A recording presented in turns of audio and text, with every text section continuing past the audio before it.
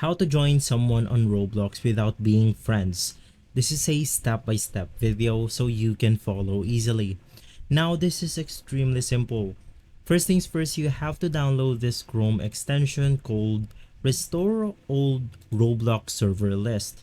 You can just go ahead and click on the add to Chrome or add to your browser, and right after that you want to head back to Roblox right here.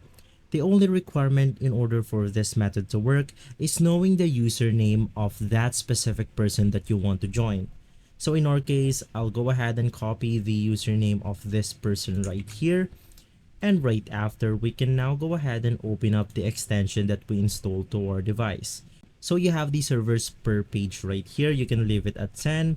You have the descending player count, and lastly you have the player username. You can just go ahead and paste their username right here, enable auto search, and right after we can now go ahead and refresh our page right here. And so the next thing that you want to do is to open up the game that you want to find them with.